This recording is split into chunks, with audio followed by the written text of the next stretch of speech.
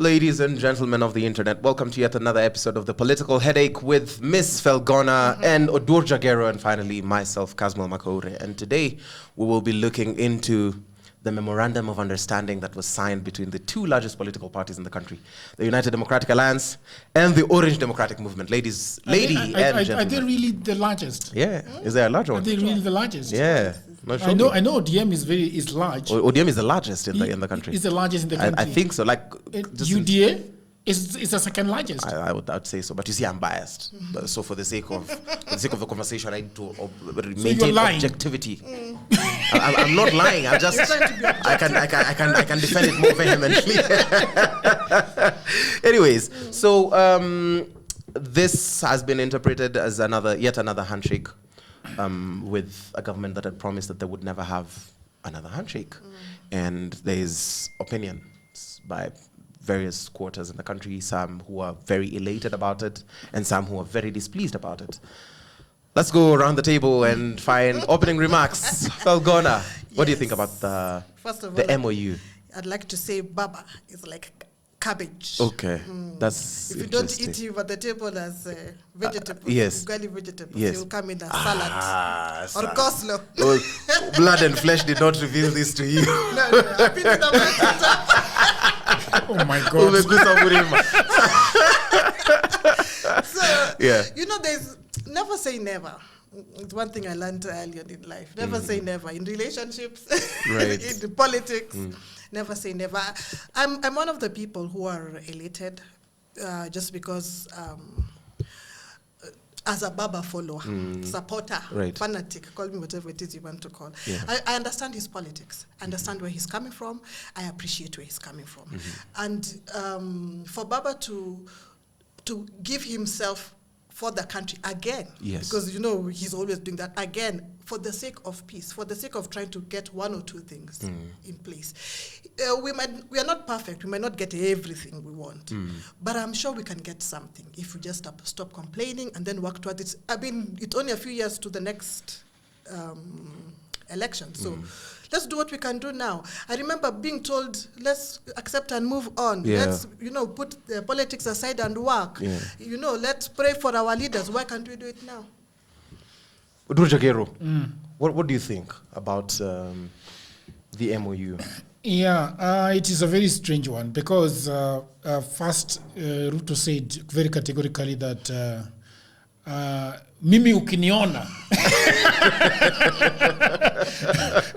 yes, huyu jamaa anaweza kuni yeah. It's and I think this handshake is for me it's a direct consequence or what's the word of the Gen Z movement. And I asked you that last time when we had our second interview. I asked you that I was thinking that when everybody all these young people were pouring into the streets, that President Ruto would come out and say, I want peace and I want peace with the Gen Z. And then the game that he played was completely put Gen Z aside and bring in Raila Odinga into the fold and then start conversing with him. And then instead of addressing the things that the Gen Z were clamoring for, he decided that he's going the route of a broad-based government. I thought that the broad-based government was a ploy to bring him in the fold and then have the numbers in parliament to kick out Gachagua. Okay? So, but then I thought that was the end of what he wanted Raila for, to kick out Gachagua and then that's it. Yeah. But then he pushes Raila to be the AU chairman, right? He does not get it, and I think, okay, again, he's going to spit him out. He does not. And then now the realization comes in, and I realize that, okay, this is about the future. And the future here is 2027. I have no problem, coming back to the handshake, I have no problem with the handshake. Right. My biggest problem now is that can Raila rein in on him, on the president, and say that, okay, if it's abductions, can Raila stop them? If it is the corruption, can Raila help stop them? Because when they were talking together, they were saying, and by the way, I'm going to ask you why he was calling him the Prime Minister of the Right Honorable Prime Minister, because he's, I don't know whether he's ex or once you're a Prime Minister, you're just a Prime Minister for life. I think once. By the way, can you guys ask that before I go on? But like for Obama, what do they? Yes, like a pope. You call him Pope John. Do you call Obama? What we call him President Obama, no? President Obama? Yeah. Not the former president. No, I mean, of course, you can say F quotas, but everybody generally just says people president. understand. And how many prime ministers have we had? 2. There's only one who's still alive. So it is not confusing in any way. When you say prime minister, like, are we supposed to think someone, or who is it supposed to kaja? It is also interesting that he decided to call him the Right Honorable Prime Minister for the first time in a long time. Right. Remember, he also said that, from my former party. Yes. He said from my former party. Yeah. So there is that bromance. I think it's member number what? 46. I don't know. I've forgotten, there is that bromance between the two of them, and I think that with the Gachagua out, and I don't think that Ruto looks at Kindiki as his equal. So he wants his equal to, fight for whatever he wants to fight for. So anyway, I have no problem with this. The only concern I have is that is Raila going to help, bring back the Kenya that a lot of people are saying is lost? To which I would ask, if you frame that question that way, what do you mean is Raila going to help? Because that MOU that has been signed is still a clamor because he has not been given an office. This buck still very squarely lies within the president that was democratically elected. So, and even if you look at the 10 points, which I know we might have to dissect a little later, they are not, they are talking about the implementation of the Nadco report, which was the National Dialogue Committee. And this came after the 2022 election. And of course, you've had politicians talking about betrayal and whatnot, and we'll talk about it. Talking about inclusivity in budgetary allocations and public appointments. And if you heard the speeches, there was a lot of youth going on. And the protection of devolution. Devolution is only, roughly 11 to 13 years old in this country. And we're still at the point where it is very heavily imbalanced. And that's why sometimes you hear people talking on the internet, talking about certain regions becoming better developed. And by certain regions, I don't want to mention names, it's Central Province. And a lot of regions still, like the other counties have not gotten to the point where devolution is working for them. And if you see it, the sitting presidents have consistently siphoned and channeled resources unfairly to the areas they come from. They talk about leadership and integrity and ending opulence, which are the exact same things which we're talking about.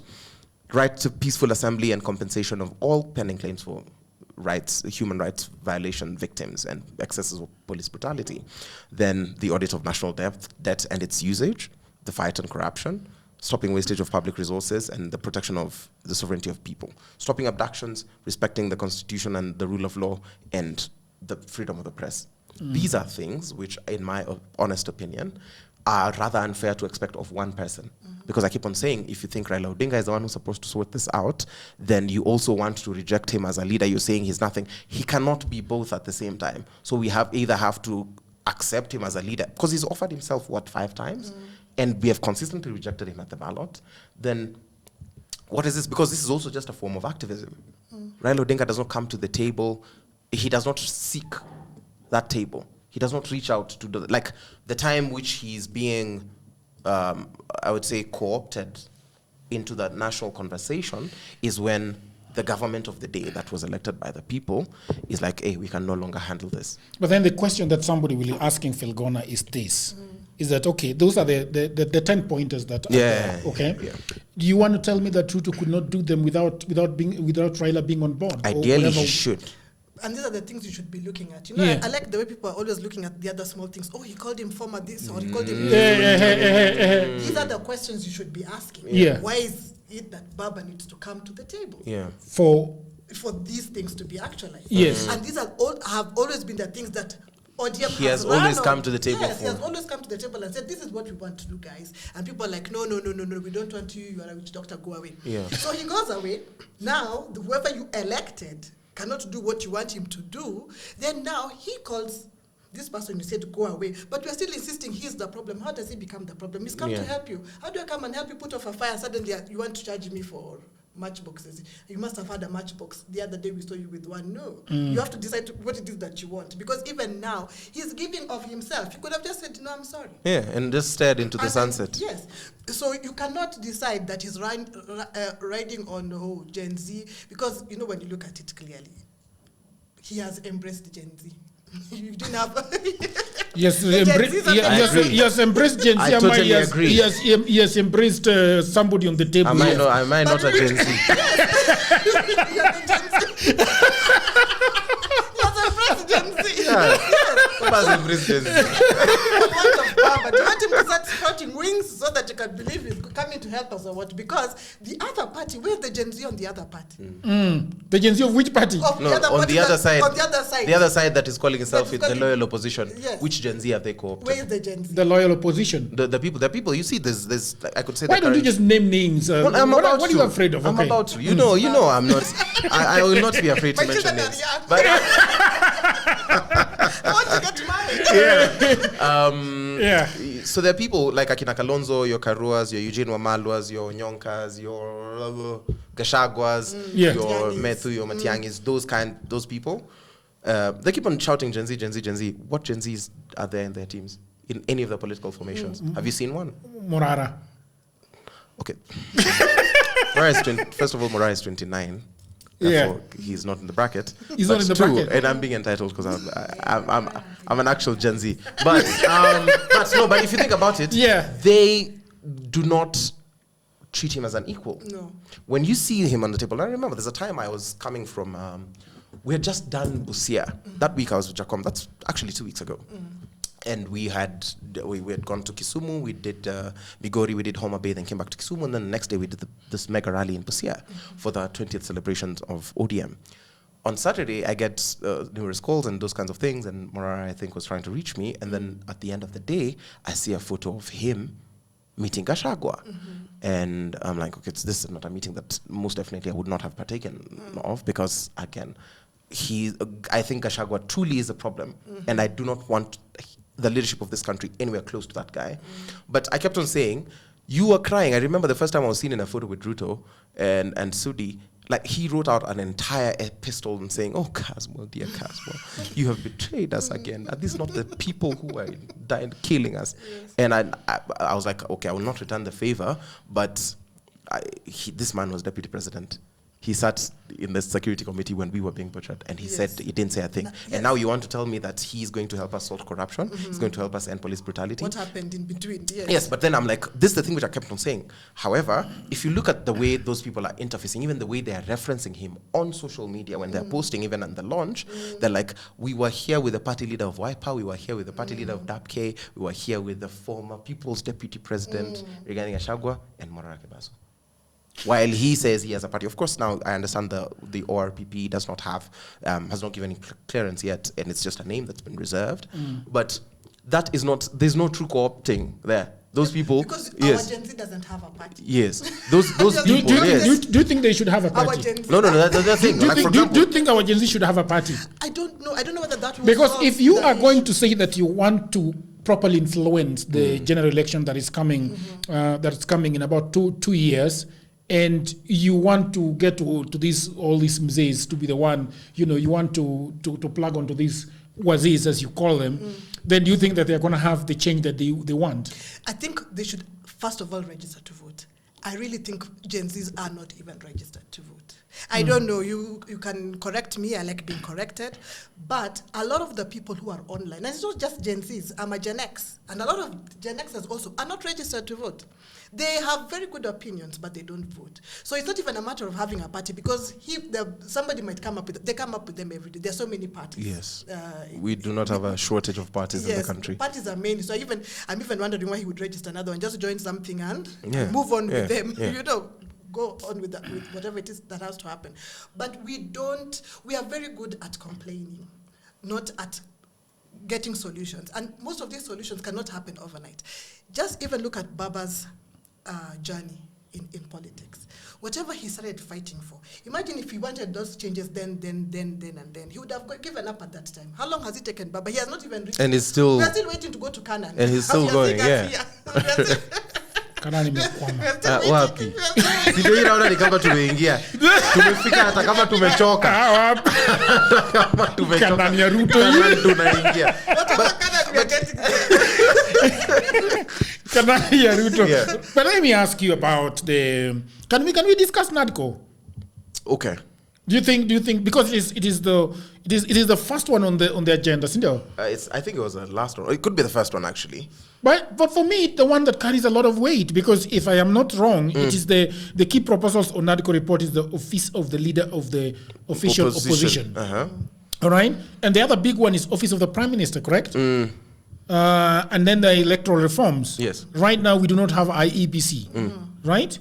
And then there is the judicial timelines, right? Yes. So then, are we saying that we are going to? I understand that we need to actually have the official position of the leader of the opposition, and that would be Raila Odinga right now. I don't know who it would be, but I think the way I've seen it, because again, the other thing that we're missing out on Nadco is these are things which we've consistently left in the hands of Raila Odinga. Without these things, tell me any other individual. Yes, we have even less now. Which other individual has tested electoral laws in this country like Raila Odinga? Yes, I agree is the one. The pushing, we keep on talking about a constitution. Like, he pushed for this thing which we're calling a progressive constitution when Akina Kibaki wanted a different constitution. We get to it and then we feel like, so he loses an election and then we get the first time, for example, elections are overturned is because the elections are stolen from him and those kinds of things. But even Nadco comes at a point where they're like, we're tired of this 5-year loop of electoral malpractice, of fraud, of these kinds of things, of bloodshed. And that's where they say, can we revise the terms from 5 to 7 years? Yeah, because everyone keeps on saying. That is in Nadco? Yes. Mimi kumi, wewe kumi, sisi kumi, umayona rais mwenye afanyi 2 terms and whatnot. So we said, instead of us stealing all this money every 5 years, agalau stagger it so that we know that this is how it's going to be. It's part of the proposals that I had seen in Nadco. But we blame so much.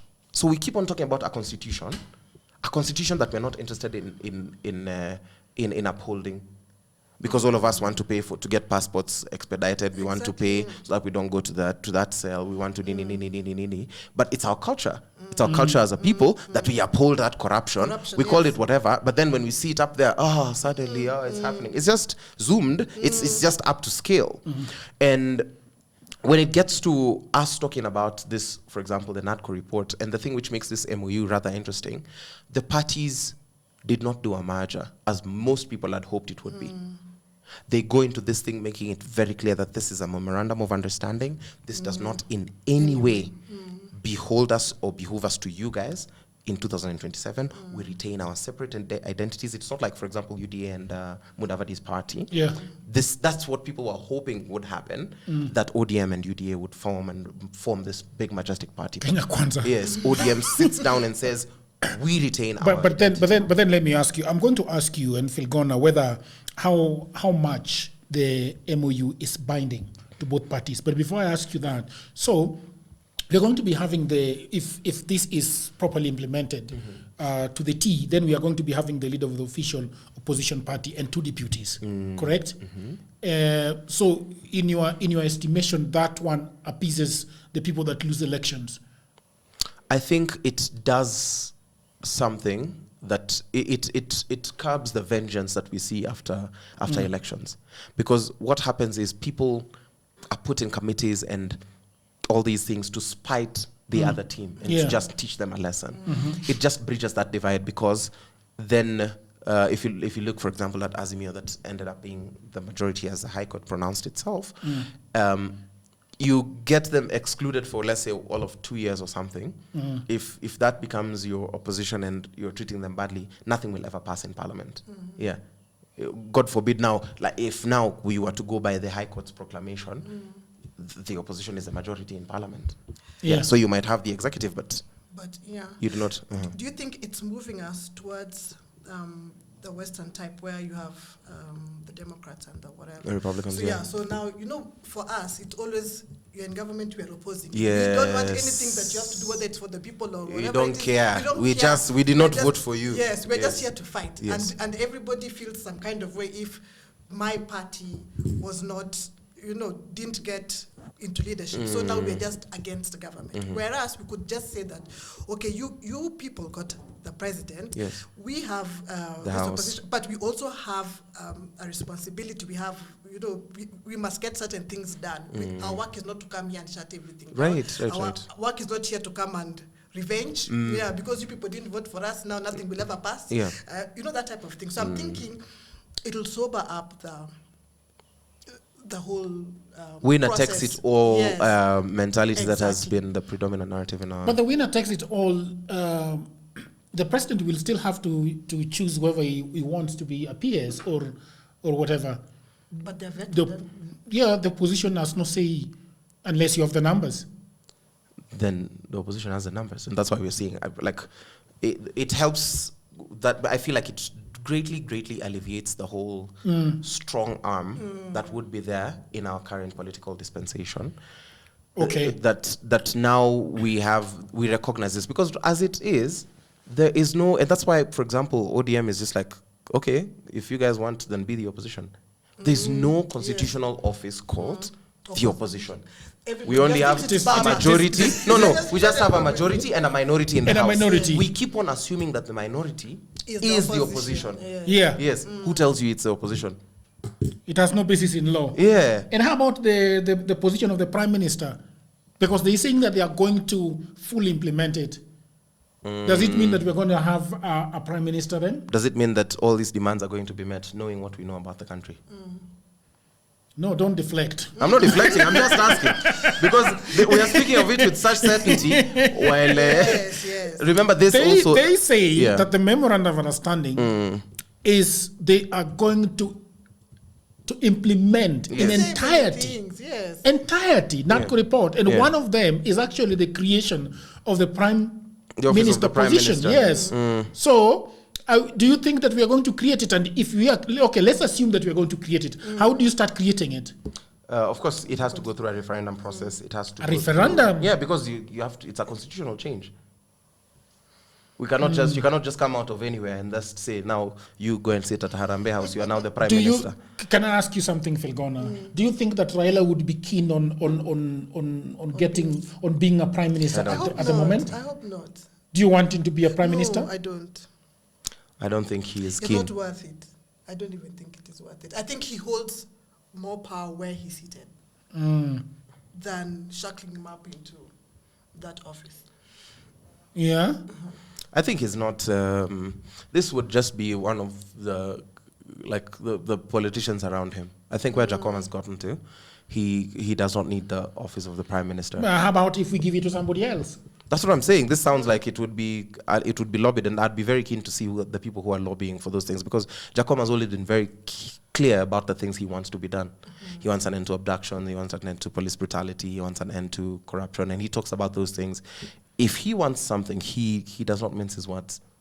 He'll talk about it. He'll edge and angle and say those kinds of things, but it will be you'll sort of understand what he means. Okay. Do you think that it is important for us to create the position of prime minister before the elections of 2027? Then? Is it important? I don't think so. I think we have bigger problems. Yeah, I don't think so, man. We have very big problems. And it's going to take a lot of money, correct? Yes, To do it. yeah. And we don't Because have IEBC. one of our points cannot be that we want to reduce pilferage and then we balloon. You see that thing which Uhuru's government did, and they gave us CASs. Of course, it helped to ease political tensions, but yeah. What is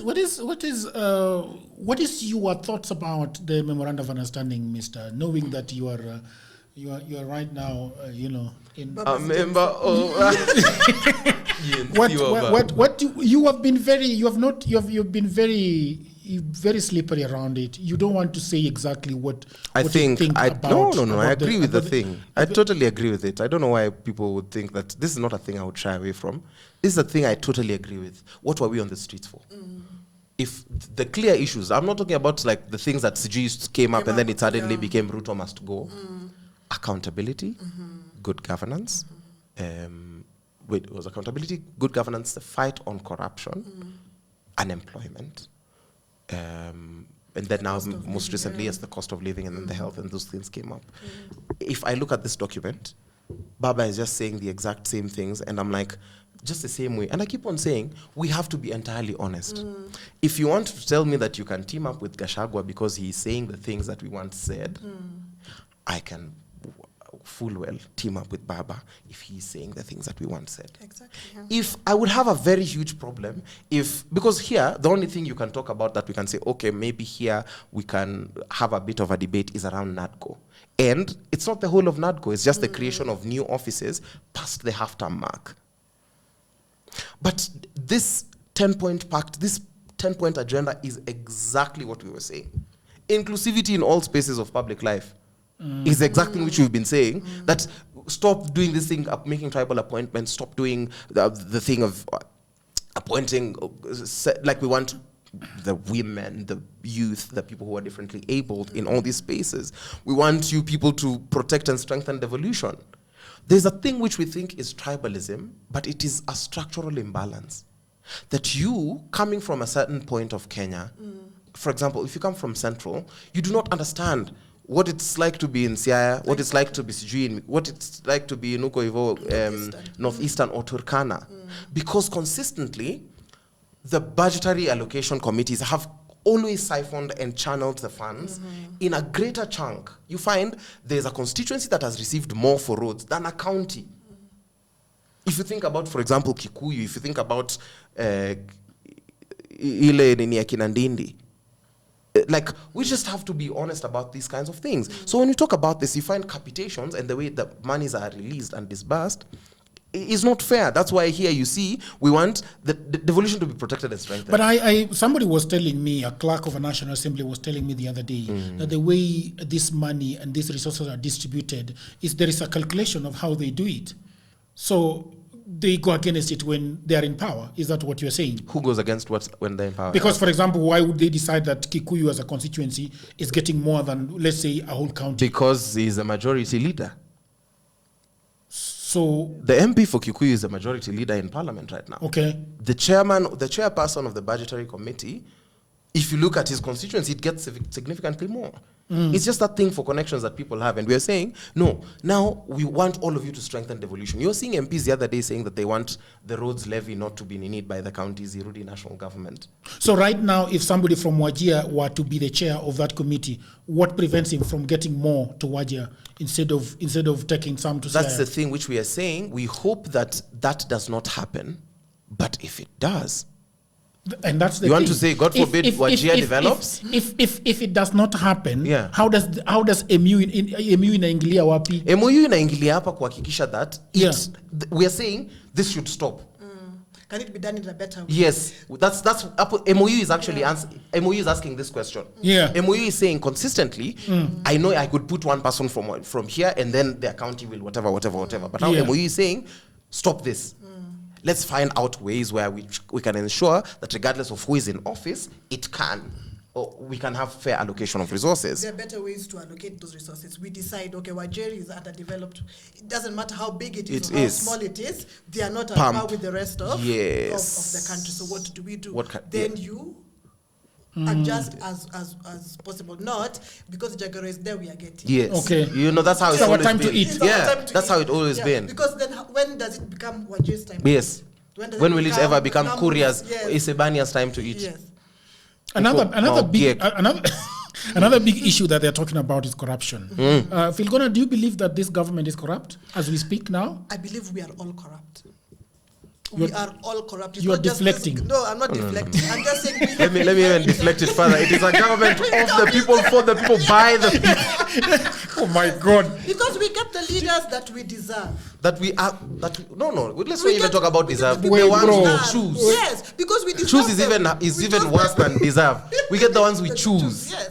So we can't choose these leaders. You know, I remember the other time when Mr. Kashmuel, I am asking That's Ms. what I'm saying. Filgona Yes. a question. Yes. Does she think the government of the day is corrupt, or does she think that our governments, after they come and go, have been consistently corrupt? That's the question I'm asking. Yes, yes, a big yes. Yes, so because then I had a follow-up question once you've talked about that. Yes. And now the big thing that they're talking about in this MOU is to end and fight corruption.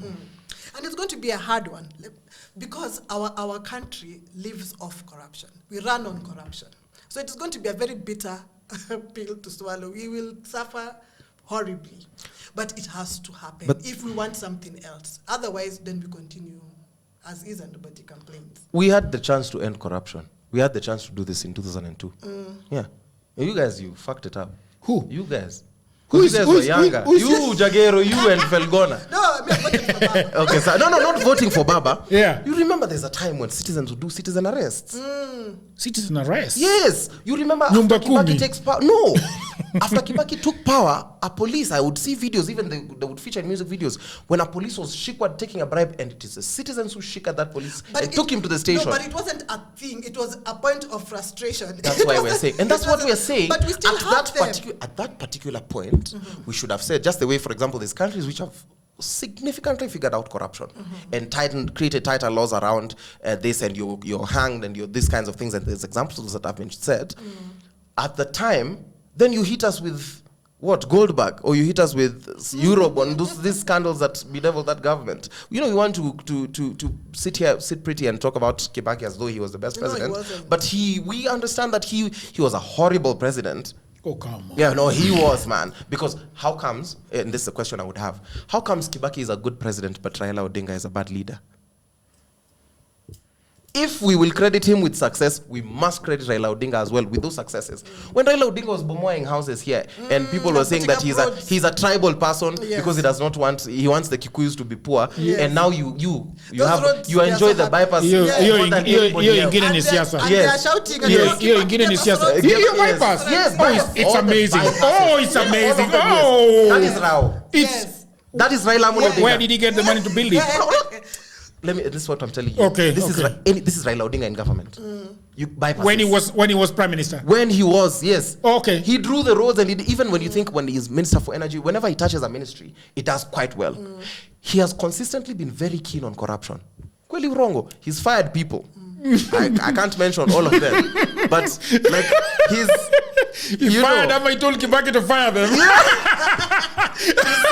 so that's the thing which I keep on saying, that the fight Pole. Yeah. The fight on graft is something which, that time when we had the chance to initiate shock therapy, we should have taken it. When the Kenyans' happiness index was that high, we should have. Yeah. Yes. So this one cannot, if it's dragged down here, again, so as a young person, how do I fight corruption? Yeah. So like, let's say, okay, fine.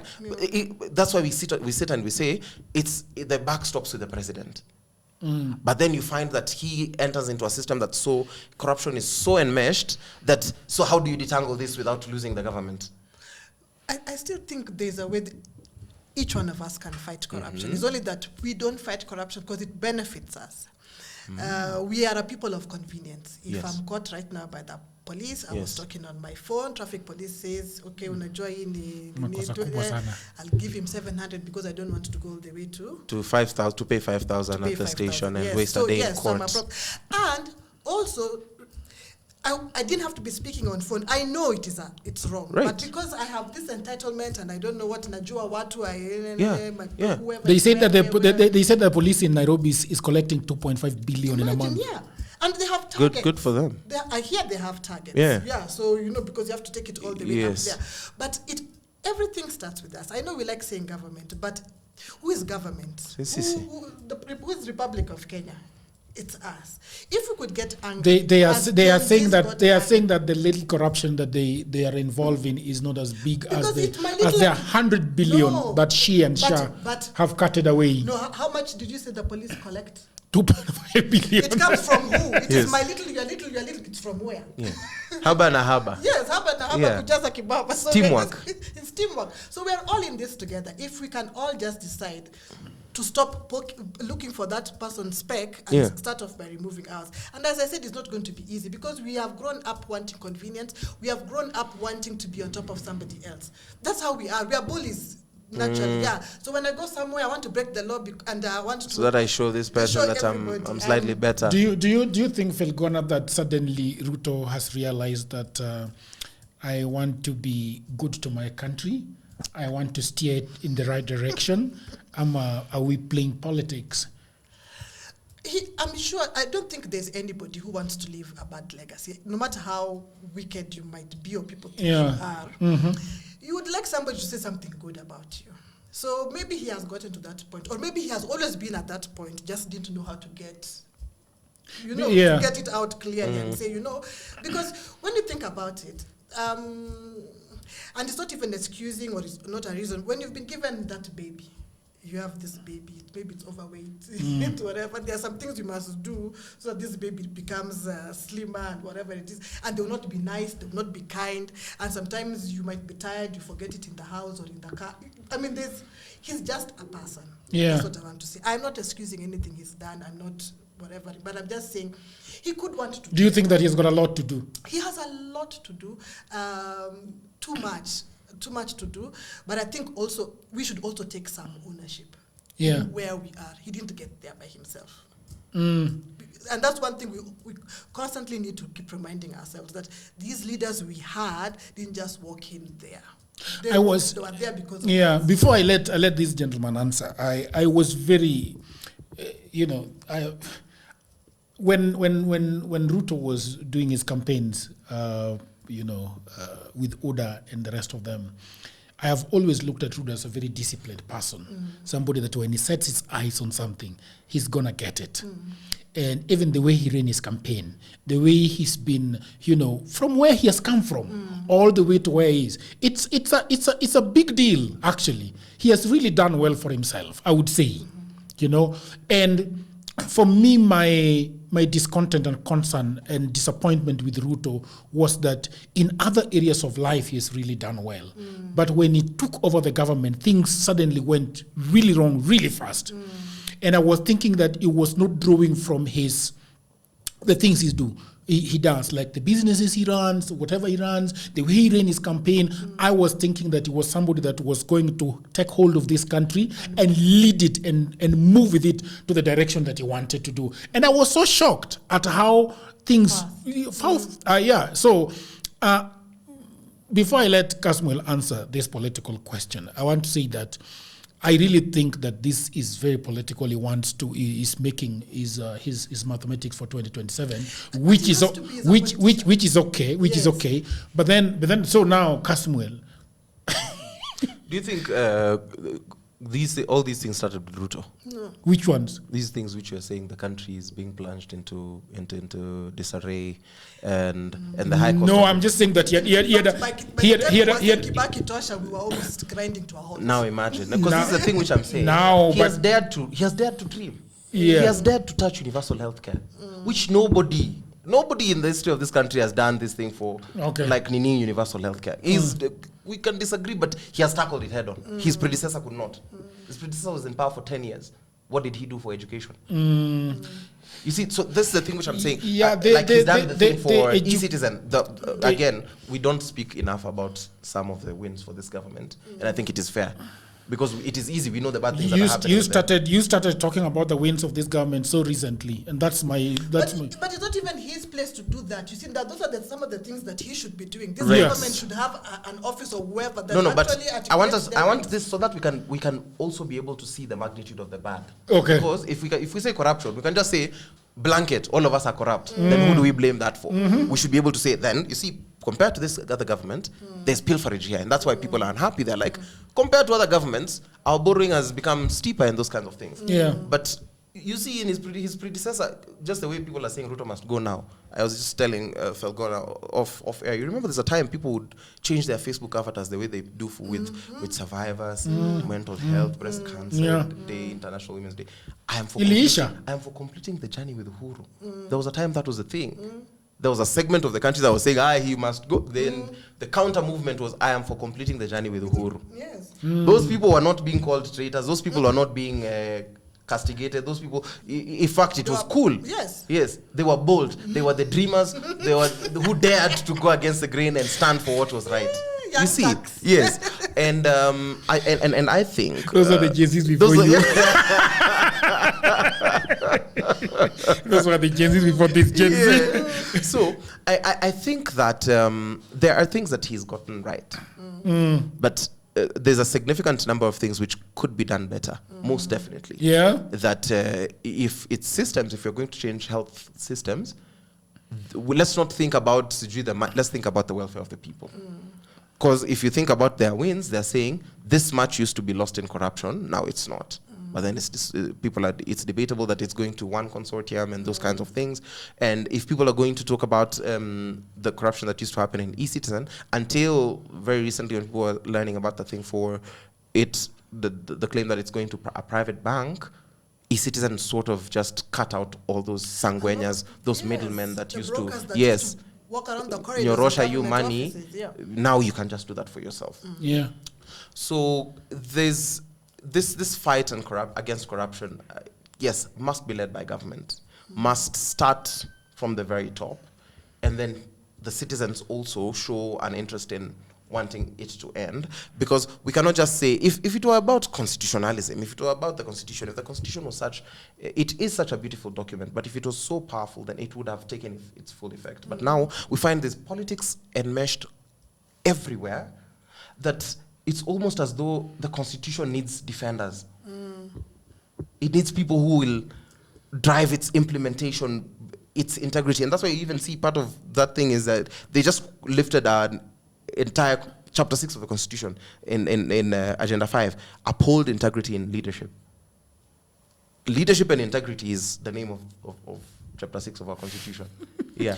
We don't have civil education. So yeah. Most people don't know. I think as Kenyans we operate a lot on propaganda. So it's hard to say anything that is useful or do anything that's useful and people actually see it. But like we said, the government really needs to take control of their communication, and have proper things being relayed to people.